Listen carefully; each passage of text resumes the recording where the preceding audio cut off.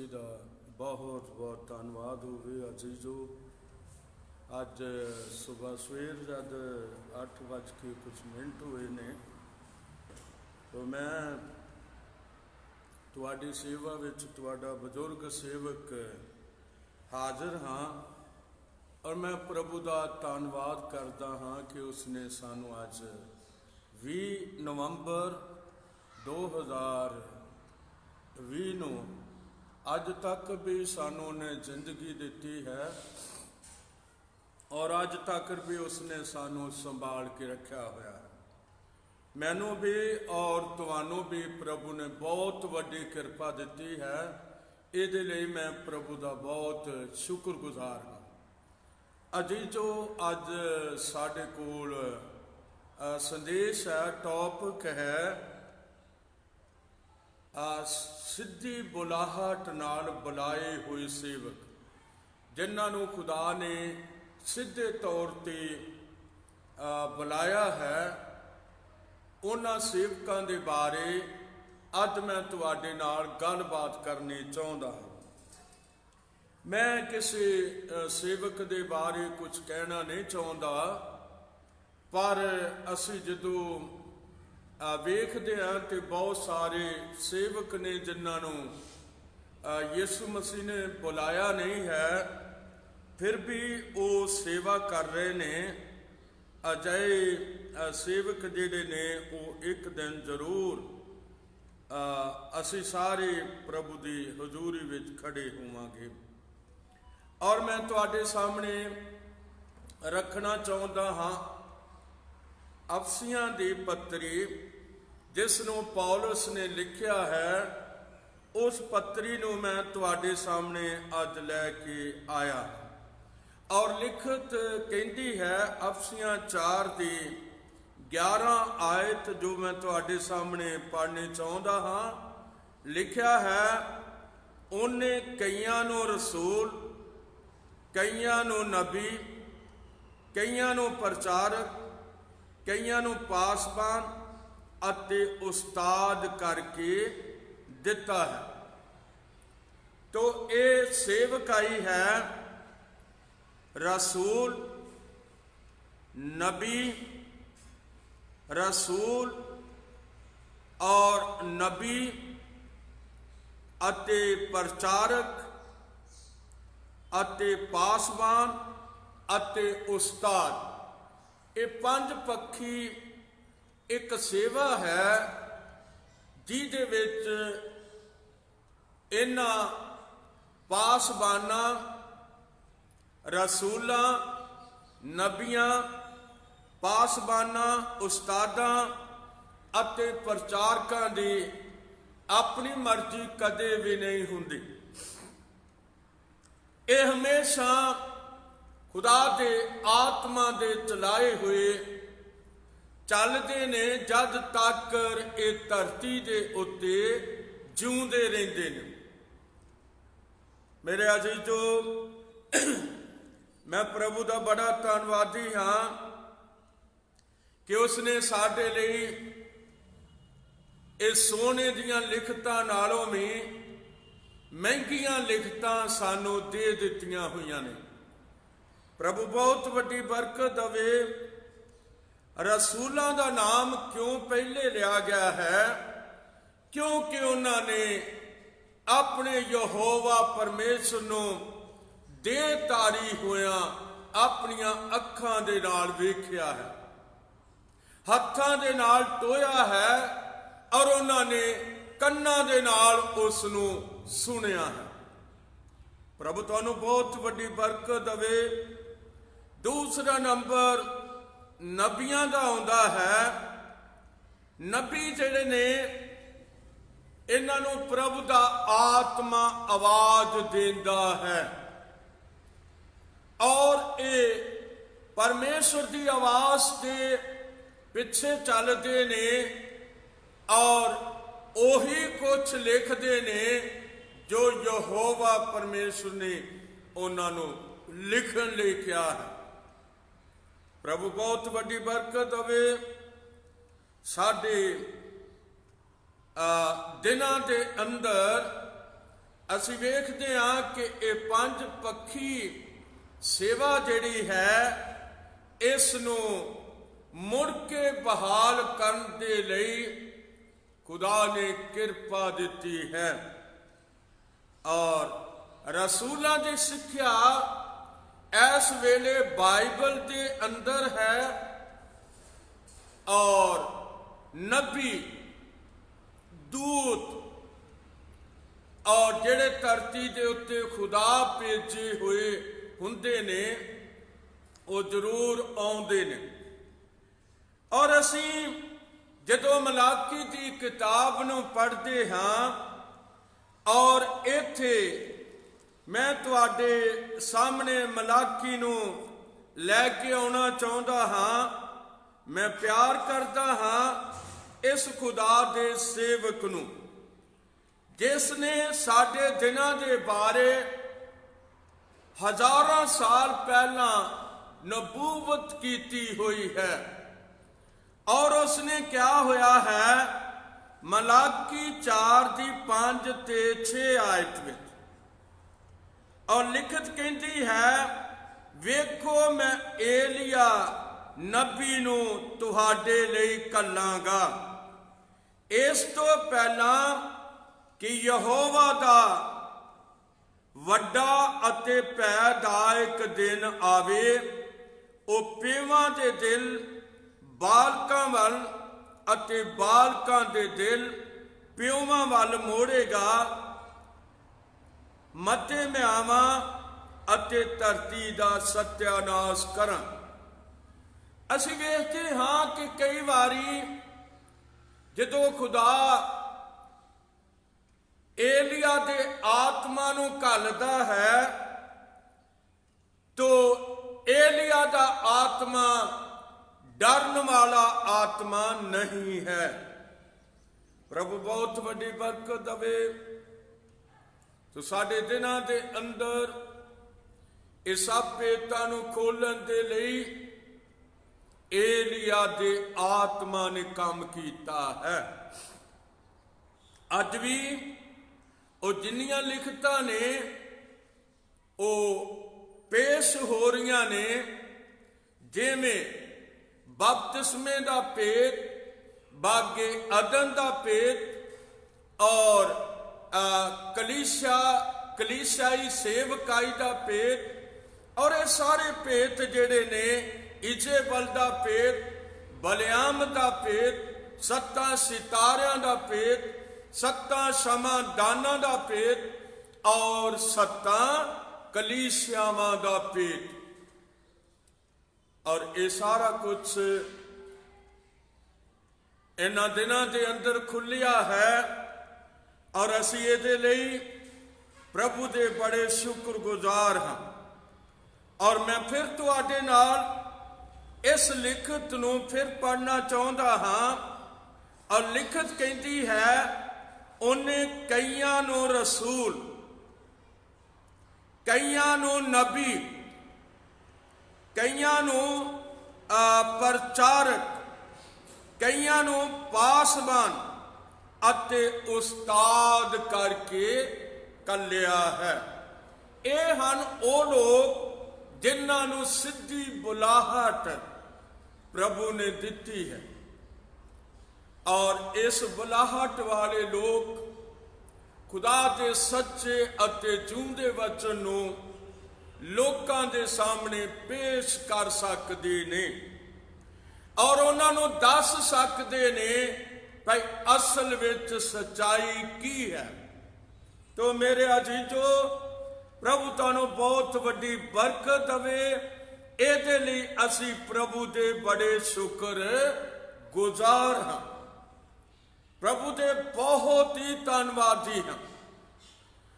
ਔਰ ਮੈਂ ਤੁਹਾਡੇ ਨਾਲ ਲਿਖਤਾਂ ਦੇ ਵਿੱਚੋਂ ਥੋੜਾ ਹੋਰ ਲੈਣਾ ਚਾਹੁੰਦਾ ਹਾਂ। ਔਰ ਇਹ ਪਹਿਲਾ ਕਰੰਥੀਆਂ ਹੈ ਔਰ ਉਸ ਦਾ 11 ਅਧਿਆਇ ਹੈ ਔਰ ਉਸ ਦੀ 28 ਆਇਤ ਹੈ, ਜਿਹਨੂੰ ਮੈਂ ਤੁਹਾਡੇ ਸਾਹਮਣੇ ਪੜ੍ਹਨਾ ਚਾਹੁੰਦਾ ਹਾਂ। ਪ੍ਰਭੂ ਢੇਰ ਸਾਰੀ ਬਰਕਤ ਦੇਵੇ। और 28 आयत 26, 27, 28। तो वचन कहता है, पर मनुख अपने आप ਨੂੰ परखे ਅਤੇ पहला करंथियां उसका मैं दसना चाहता हाँ। पहला करंथियां 12 है, 12-28 है। मेरे मुंह तो गलती नाल 11 निकल गया है, माफ करना। तो 28 जिहड़ी है पहला करंथियां 12-28 ਇਹਦੇ ਵਿੱਚ ਲਿਖਤ ਕਹਿੰਦੀ ਹੈ, ਅਤੇ ਕਲੀਸਿਆ ਵਿੱਚ ਪਰਮੇਸ਼ਰ ਨੇ ਕਈਆਂ ਨੂੰ ਥਾਪਿਆ ਹੋਇਆ ਹੈ, ਪਹਿਲਾਂ ਰਸੂਲਾਂ ਨੂੰ, ਦੂਸਰੇ ਨਬੀਆਂ ਨੂੰ, ਤੀਸਰੇ ਉਪਦੇਸ਼ਕਾਂ ਨੂੰ, ਫਿਰ ਕਰਾਮਾਤੀਆਂ ਨੂੰ, ਫਿਰ ਨਰੋਇਆ ਕਰਨ ਵਾਲਿਆਂ ਦੀਆਂ ਦਾਤਾਂ ਵਾਲਿਆਂ ਨੂੰ, ਔਰ ਉਪਕਾਰੀਆਂ ਨੂੰ, ਹਾਕਮਾਂ ਨੂੰ ਅਤੇ ਅਨੇਕ ਪ੍ਰਕਾਰ ਦੀਆਂ ਭਾਸ਼ਾ ਬੋਲਣ ਵਾਲਿਆਂ ਨੂੰ। ਇੱਥੇ ਨੰਬਰ 7 ਲੱਗਦੇ ਨੇ, ਪਰ ਉੱਥੇ ਨੰਬਰ 4 ਲੱਗ ਰਹੇ ਨੇ। ਤੋ ਮੇਰੇ ਅਜੀ ਚੋ ਉੱਥੇ ਨੰਬਰ 5 ਲੱਗ ਰਹੇ ਨੇ, ਇੱਥੇ 7 ਲੱਗ ਰਹੇ ਨੇ, ਕਿਉਂਕਿ ਇੱਥੇ ਉਪਕਾਰੀਆਂ ਨੂੰ ਪਾਇਆ ਗਿਆ ਹੈ ਤੇ ਹਾਕਮਾਂ ਨੂੰ ਪਾਇਆ ਗਿਆ। ਪ੍ਰਭੂ ਬਹੁਤ ਵੱਡੀ ਬਰਕਤ ਦੇਵੇ। ਇਸ ਦੀ ਬੁਲਾਹਟ ਹੈ ਉਹਨਾਂ ਖੁਦਾ ਦੇ ਬੱਚਿਆਂ ਲਈ ਜਿਨ੍ਹਾਂ ਨੂੰ ਅੱਜ ਅਸੀਂ ਵਚਨ ਦੇ ਅੰਦਰ ਲਿਖਤੀ ਤੌਰ ਤੇ ਵੇਖ ਰਹੇ ਹਾਂ। ਉਸ ਤਰ੍ਹਾਂ ਨਹੀਂ, ਲਿਖਤੀ ਤੌਰ ਤੇ ਅਸੀਂ ਵੇਖ ਰਹੇ ਹਾਂ। ਇਹ ਰਸੂਲ ਜਿਨ੍ਹਾਂ ਕੋਲ ਕੋਈ ਇੰਤਜ਼ਾਮ, ਜਾਣੇ ਕਿ ਦੁਨੀਆ ਦਾ ਕੋਈ ਹਥਿਆਰ, ਦੁਨੀਆ ਦੀ ਕੋਈ ਤਾਕਤ ਇਹਨਾਂ ਕੋਲ ਨਹੀਂ ਸੀ ਹੁੰਦੀ, ਪਰ ਫਿਰ ਵੀ ਇਹ ਸਾਰੀ ਧਰਤੀ ਦੇ ਬੰਨਿਆਂ ਤੱਕ ਚਲੇ ਗਏ। ਤੋ ਅੱਜ ਮੈਂ ਤੁਹਾਡੇ ਸਾਹਮਣੇ ਥੋਮਾ ਰਸੂਲ ਨੂੰ ਰੱਖਦਾ ਹਾਂ, ਜਿਹਦੀ ਪਰਚੀ ਹਿੰਦੁਸਤਾਨ ਦੇ ਨਾਮ ਉੱਤੇ ਨਿਕਲੀ ਸੀ, ਪਰ ਉਹ ਇੱਥੇ ਆਉਣਾ ਨਹੀਂ ਸੀ ਚਾਹੁੰਦਾ। ਉਹ ਸਿਕੰਦਰੀਆ ਦੇ ਵਿੱਚ ਪ੍ਰਚਾਰ ਕਰ ਰਿਹਾ ਸੀ, ਕਿਉਂਕਿ ਇਹ 4 ਵੱਡੇ ਪੁਸਤਕਾਲਿਆ ਸਨ, ਜਿਨ੍ਹਾਂ ਨੂੰ ਅਸੀਂ ਲਾਇਬ੍ਰੇਰੀ ਕਹਿ ਸਕਦੇ ਹਾਂ। ਇਹ 4 ਸਨ। ਪਹਿਲਾ ਨੰਬਰ ਯਰੂਸ਼ਲਮ ਦਾ ਸੀ, ਦੂਸਰਾ ਨੰਬਰ ਅੰਤਾਕਿਆ ਦਾ ਸੀ, ਔਰ ਇੱਕ ਨੰਬਰ ਕਸਤੋ ਦੁਨੀਆ ਦਾ ਸੀ, ਔਰ ਇੱਕ ਨੰਬਰ ਸਿਕੰਦਰੀਆ ਦਾ ਸੀ। ਸਿਕੰਦਰੀਆ ਦੇ ਵਿੱਚ ਬਹੁਤ ਸਾਰੇ ਮਸੀਹੀ ਸਨ, ਔਰ ਉਹਨਾਂ ਵਿੱਚ ਥੋਮਾ ਵੀ ਪ੍ਰਚਾਰ ਕਰ ਰਿਹਾ ਸੀ। ਉਹਨਾਂ ਦਿਨਾਂ ਦੇ ਅੰਦਰ ਜਦੋਂ ਪ੍ਰਚਾਰ ਕਰ ਰਿਹਾ ਸੀ, ਇਸ ਪੰਜਾਬ ਦੇ ਇਲਾਕੇ ਦੇ ਅੰਦਰ 2 ਜਾਤੀਆਂ ਰਾਜ ਕਰਦੀਆਂ ਸਨ। ਇੱਕ ਪੋਰਸ ਜਾਤੀ ਸੀ, ਦੂਸਰੀ ਜਵੈਂਗਲੀ ਜਾਤੀ ਸੀ। ਔਰ ਜਿਹੜੀ ਪੋਰਸ ਜਾਤੀ ਸੀ, ਉਹਨਾਂ ਦੇ ਨਾਮ ਉਹਨਾਂ ਦੇ ਨਗਰਾਂ ਦੇ ਅਨੁਸਾਰ ਪੁਰ ਕਰਕੇ ਰੱਖੇ ਜਾਂਦੇ ਸਨ। ਪਰ ਜਿਹੜੀ ਜਵੈਂਗਲੀ ਸੀ, ਇਹਨਾਂ ਦੇ ਪਿੱਛੇ ਆਲਾ ਲੱਗਦਾ ਸੀ, ਜਿਵੇਂ ਪਟਿਆਲਾ और बटाला, जंडियाला और बाबा बकाला, ये वो सारा कुछ मैं 2 जातियां नूं वेखदा इतिहास के अंदरों। पर जदों सिकंदर महान इथों मुड़ के वापस गया, उस वेले पोरस जाति अजे भी इस पंजाब और लाम शाम के इलाकों विच वसी हुई सी। और विशेष करके थोमा की हिस्ट्री के अंदर एक आदमी आउंदा है, पोरस जाति का जो राजा सी, उसका नाम गोंडा पोरस है। ਔਰ ਇਹ ਟੈਕਸਲਾ ਦੇ ਅੰਦਰ ਇਹਦੀ ਰਾਜਧਾਨੀ ਟੈਕਸਲਾ ਸੀ। ਤੋ ਯਾਦ ਰੱਖੋ, ਅੱਜ ਟੈਕਸਲਾ ਜਿਹੜਾ ਹੈ ਉਹ ਧਰਤੀ ਦੇ ਉੱਤੋਂ ਮਿਟ ਚੁੱਕਿਆ ਹੈ। ਪਰ ਇਹ ਜਿਹੜੀਆਂ ਕੰਪਨੀਆਂ ਨੇ ਇਹ ਨਵੇਂ ਮਤਲਬ ਪੁਰਾਣੇ ਤੋਂ ਪੁਰਾਣੇ ਨਾਵਾਂ ਨੂੰ ਫਿਰ ਉਜਾਗਰ ਕਰ ਦਿੰਦੀਆਂ ਨੇ। ਜਿਵੇਂ ਦੱਸਣਾ ਚਾਹੁੰਦਾ ਕਿ ਟੈਕਸਲਾ ਟੀਵੀ ਅੱਜ ਤੋਂ 22-23 ਸਾਲ ਪਹਿਲੇ ਬੜਾ ਮਸ਼ਹੂਰ ਸੀ ਟੈਕਸਲਾ ਟੀਵੀ। तो टैक्सला शहर जिहड़ा है ये बिल्कुल सिंध दे नाल लगदा है। और दसना चाहुंदा कि उहदा विदेश मंत्री गोंडापोरस राजे दा विदेश मंत्री एक महल बनाउण वास्ते उस सिकंदरिया च गया किसी अच्छे कारीगर नूं लभण दे लई। मैं हिस्ट्री विचों कह रहा, इस तरह नहीं कह रहा। तो मेरे अजीजो, मैं दसना चाहता कि जद उत्थे थोमा प्रचार कर रहा सी ते यीशु मसीह खुद सिकंदरिया विच आया और गोंडापोरस राजा दे विदेश मंत्री मिस्टर हवान नूं मिलिया है। और उसनू क्या तेनू कोई कारीगर चाहिदा है? वो कहंदा हाँ जी, मैनू एक कारीगर चाहिदा है। तो उसने क्या, वो जिहड़ा बंदा प्रचार कर रहा है वो बहुत वधिया कारीगर है।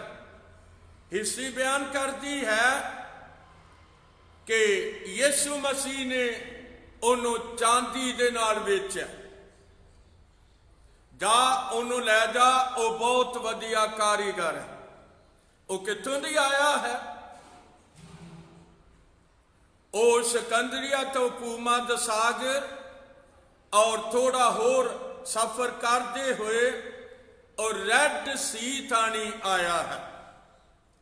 और जो रेड सी थानी आया है ते जेड़ी सिंध नदी है ये ऊपरों आके अरब सागर विच डिगदी है, जमुना ते गंगा बंगाल विच डिगदी है। तो मैं दसना चाहता हाँ कि ये सिंध नदी थानी एक छोटे जहाज थानी ये टैक्सला दे विच पहुंचा है। उस वेले टैक्सला दी उस वेले पंजाब की राजधानी टैक्सला सी और इत्थे पोरस जाति जिहड़ी सी वो राज कर रही सी। मेरे अजीजो, हिस्ट्री दसनी बहुत मुश्किल है, इनू याद रखना भी बड़ा औखा है।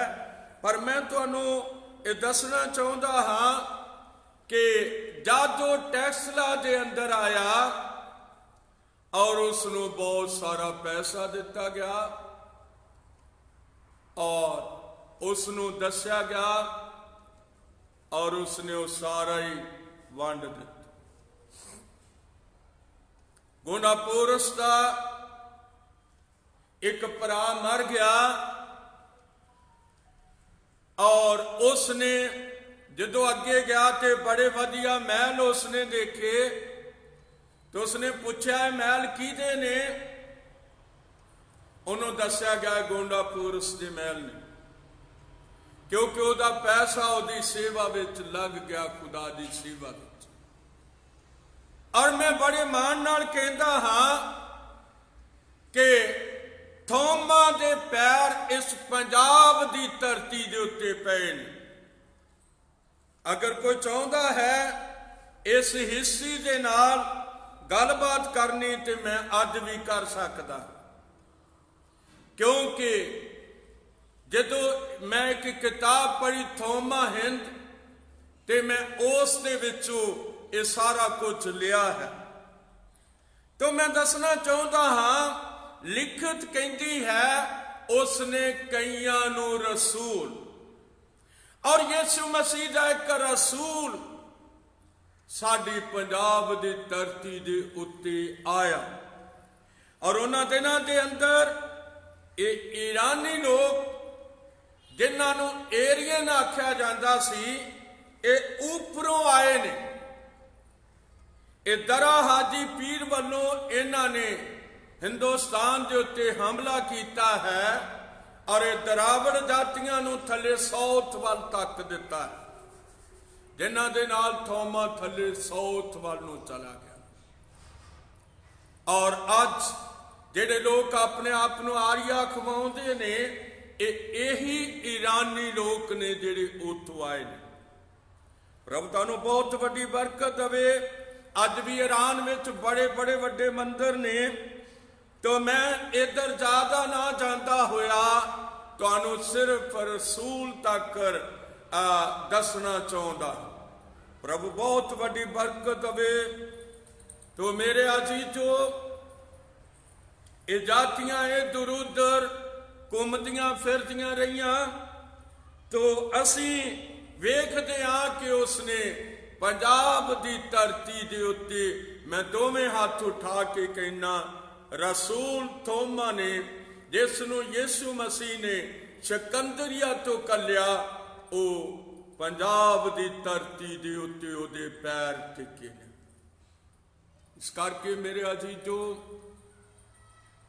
इस सन 45 दे करीब पहली सदी दे सन 45-46 दे अंदर एक काम होया है। आओ मैं तुहानू फिर लैके जाता हाँ, और लिखत कहती है, ये 5 पक्षी सेवा दे उत्ते, 5 पक्षी सेवा दे उत्ते लिखत कहती है। आओ मैं तुहानू फिर अगे लैके जाना चाहता हाँ, और ये अफसियां है, अफसियां 4 दी 11 आयत है। और लिखत कहती है, उसने कईयां नू रसूल, कईयां नू नबी अते कईयां नू प्रचारक, कईयां नू पासमान अते उस्ताद करके दिता। और वचन कहता है, पहला करंथियां 12 दी 28, और इत्थे क्या गया 28 दे अंदर, अते कलीसिया विच परमेश्वर ने कईयां नू थापिया होया है, पहला रसूलां नू, दूजे नंबर ते नबियां नू, तीजे नंबर ते उपदेशकां नू, फिर चौथे नंबर ते करामातियां नू, और फिर 5वें नंबर ते नरोया करन वालियां नू, और 6वें नंबर ते मतलब कईयां नू नरोया करन वालियां दातां वालियां नू, फिर उपकारियां नू विच लैंदा है, और फिर हाकमां नू नाल लैंदा है, और फिर कई प्रकार दीयां भाषावां बोलण वालियां नू लैके आंदा है। अज मेरे को बहुत वड्डी लिस्ट है, और मैं कल भी इहदे उत्ते संदेश देंगा कि खुदा दे बुलाए हुए सेवक, उन्हां नू किन्ने बुलाया है? उन्होंने किसी बंदे ने नहीं बुलाया, वो सीधी बुलाहट उपरों आउंदी है, और धरती के उत्ते उन्होंने चुन लिया जाता है। प्रभु बहुत वड्डी बरकत देवे। अजीजो, जेडे सीधी बुलाहट वाल बुलाहट नाल आउंदे ने, वो मौत तो नहीं डरते, वो किसी चीज तो नहीं डरते। और याद रखो, वो बस प्रभु का वचन हिरदे विच ले हुए, अपने मुंह विच ले हुए, वो दुनिया दे विच निकल तुरदे ने, और वो कदे पछाण नहीं हटदे। प्रभु तुहानू बहुत वड्डी बरकत देवे। तो मैं दसना चाहता हाँ कि सानू इह सीधी बुलाहट वाले लोग कित्थे मिलदे ने? नंबर 1, ये बाइबल विच मिलते ने, ये नवे नेम विच मिलते ने, ये पुराने नेम विच सानू मिलते ने, और ये बड़े मुबारक ने, क्योंकि इन्हां नू यहोवा परमेश्वर ने ਪੁਰਾਣੇ ਨੇਮ ਵਿੱਚ ਬੁਲਾਇਆ ਹੋਇਆ ਹੈ। ਔਰ ਯਹੋਵਾ ਪਰਮੇਸ਼ਵਰ ਜਦ ਦੇਹ ਵਿੱਚ ਆਇਆ ਤੇ ਉਸ ਦਾ ਨਾਮ ਯੀਸ਼ੂ ਹੈ, ਔਰ ਯੀਸ਼ੂ ਨੇ ਇਹਨਾਂ ਨੂੰ ਸਿੱਧਾ ਬੁਲਾਇਆ। ਪ੍ਰਭੂ ਬਹੁਤ ਵੱਡੀ ਬਰਕਤ ਦੇਵੇ। तो मैं एक लिखत होर तुहानू देनी चाहता हाँ, उस तो बाद समा हो चुकिया है, फिर कल तुहानू मैं जरूर मिलांगा। प्रभु तुहानू बहुत वड्डी किरपा देवे। और इत्थे मैं तुहानू पहला तिमोथियस और उसका 3रा अध्याय और ਉਹਦੇ ਵਿੱਚ मैं ਤੁਹਾਨੂੰ ਲੈ ਕੇ ਜਾਣਾ ਚਾਹੁੰਦਾ ਹਾਂ। बहुत अच्छा है 3रा अध्याय। ਉਸੀਆਂ ਪਹਿਲੀਆਂ ਆਇਤਾਂ ਨਿਗਾਹਬਾਨਾਂ ਤੇ ਸੇਵਕਾਂ ਦਾ ਚਾਲ ਚੱਲਣ। ਇਹ ਬਚਨ ਸੱਚ ਹੈ ਭਾਈ, ਜੇ ਕੋਈ ਨਿਗਾਹਬਾਨ ਦੇ ਹੁੱਦੇ ਨੂੰ ਲੋਚਦਾ ਹੈ ਤਾਂ ਉਹ ਚੰਗੇ ਕੰਮ ਨੂੰ ਚਾਹੁੰਦਾ ਹੈ। ਸੋ ਚਾਹੀਦਾ ਹੈ ਜੋ ਨਿਗਾਹਬਾਨ ਨਿਰਦੋਸ਼ ਅਤੇ ਇੱਕ ਹੀ ਪਤਨੀ ਦਾ ਪਤੀ ਹੋਵੇ, ਪ੍ਰੇਜ਼ਗਾਰ ਹੋਵੇ, ਸੁਰਤ ਵਾਲਾ ਹੋਵੇ, ਨੇਕ ਚੱਲਣ ਹੋਵੇ, ਪਰਾਹੁਣਚਾਰ ਹੋਵੇ ਅਤੇ ਸਿੱਖਿਆ ਦੇਣ ਯੋਗ ਹੋਵੇ, ਨਾ ਪਿਆਕੜ ਹੋਵੇ, ਨਾ ਮੁੱਕੇਬਾਜ਼ ਹੋਵੇ, ਸਗੋਂ ਸੀਲ ਸੁਭਾਅ ਹੋਵੇ, ਨਾ ਝਾਗੜੂ, ਨਾ ਪੈਸੇ ਦਾ ਲੋਭੀ ਅਤੇ ਆਪਣੇ ਘਰ ਦਾ ਚੰਗੀ ਤਰ੍ਹਾਂ ਪ੍ਰਬੰਧ ਕਰਨ ਵਾਲਾ ਹੋਵੇ, ਅਤੇ ਜੇ ਆਪਣੇ ਬਾਲਕਾਂ ਨੂੰ ਪੂਰੀ ਤਰ੍ਹਾਂ ਵਸ ਵਿੱਚ ਰੱਖਣ ਵਾਲਾ ਹੋਵੇ। ਔਰ ਲਿਖਤ ਕਹਿੰਦੀ ਹੈ, ਪਰ ਜੇ ਕੋਈ ਆਪਣੇ ਹੀ ਘਰ ਦਾ ਪ੍ਰਬੰਧ ਕਰਨਾ ਨਾ ਜਾਣੇ ਤਾਂ ਉਹ ਪਰਮੇਸ਼ਰ ਦੀ ਕਲੀਸਿਆ ਦਾ ਕਿਵੇਂ ਪ੍ਰਬੰਧ ਕਰ ਸਕਦਾ ਹੈ। ਦੁਆ ਮੰਗੋ ਮੇਰੇ ਸੇਵਕ ਭਾਈਓ, ਜੇ ਤੁਹਾਨੂੰ ਪ੍ਰਭੂ ਨੇ ਬੁਲਾਇਆ ਹੋਇਆ ਹੈ ਤੇ ਮੇਰੀ ਦੁਆ ਹੈ ਪ੍ਰਭੂ ਤੁਹਾਡੇ ਘਰਾਣੇ ਨੂੰ ਵੀ ਬਚਾ ਕੇ ਰੱਖੇਗਾ। ਉਹ ਤੁਹਾਡੇ ਘਰਾਣੇ ਤੇ ਵੀ ਦਇਆ ਕਰੇਗਾ, ਕਿਉਂਕਿ ਜੇ ਪ੍ਰਭੂ ਨੇ ਤੁਹਾਨੂੰ ਬੁਲਾਇਆ ਹੋਇਆ ਹੈ। ਔਰ ਅਸੀਂ ਇਹ ਨਹੀਂ ਕਹਿ ਸਕਦੇ